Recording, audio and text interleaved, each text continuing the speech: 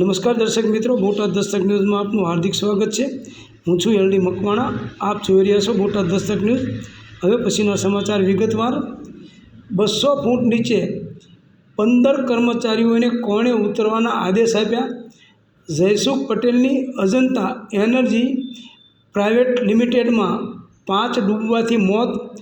ઘોર બેદરકારી છતાં એક પણ વ્યક્તિની ધરપકડ નહીં। કોંગ્રેસ આજરોજ રાજીવ ગાંધી ભવન ખાતે પ્રેસ કોન્ફરન્સને સંબોધતા ગુજરાત પ્રદેશ કોંગ્રેસ સમિતિના પ્રવક્તા પાર્થિવરાજસિંહ કઠવાડિયાએ જણાવ્યું હતું કે મહીસાગર જિલ્લાના લુણાવાડા તાલુકામાં આવેલા દોલતપુરમાં હાઇડ્રો પાવર પ્લાન્ટના સંચાલકો અધિકારીઓની ગુનાહિત બેદરકારીના લીધે 5 નિર્દોષ કર્મચારીઓએ જીવ ગુમાવ્યો છે।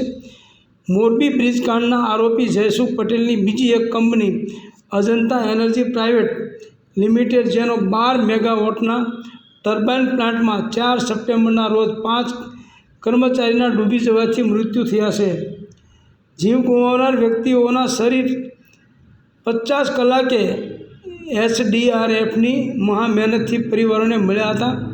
કડાણા ડેમ દ્વારા 3 લાખ ક્યુસેક પાણી છોડવાની લેખિત માહિતી દ્વારા સાવધ કરવામાં આવ્યા હતા, છતાં કર્મચારીઓને 200 ફૂટ નીચે કામ કરવા શું કામ મોકલવામાં આવ્યા હતા તે મોટો સવાલ છે। સાવધ કરવાની માહિતી, જેની પુષ્ટિ મીડિયાના માધ્યમથી મંત્રી કુબેરભાઈ ડિંડોર દ્વારા ઘટના બાદ કરવામાં આવી હતી।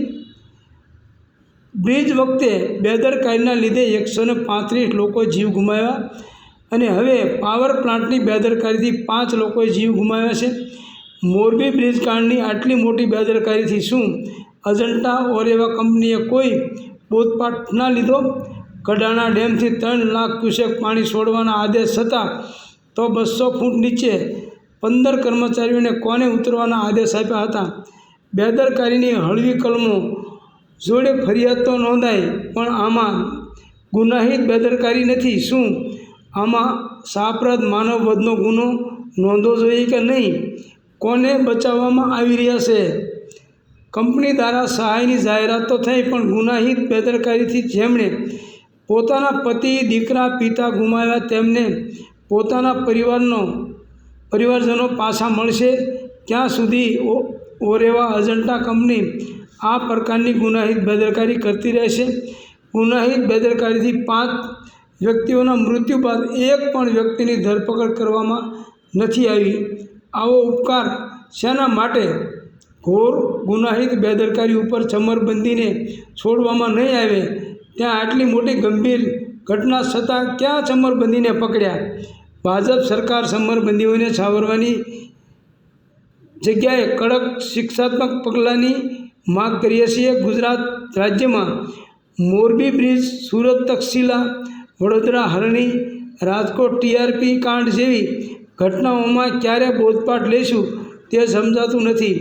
માનવ જીવન કિંમત સત્તાધીશો માટે તો સારું, જેથી નિર્દોષના જીવ જતા રોકી શકાય। કુદરતી દુર્ઘટના તો ના રોકી શકાય, પણ માનવ સર્જિત દુર્ઘટના રોકવાનો પ્રયત્ન તો થવો જોઈએ। Botad Dastak news, L D Makwana, Botad.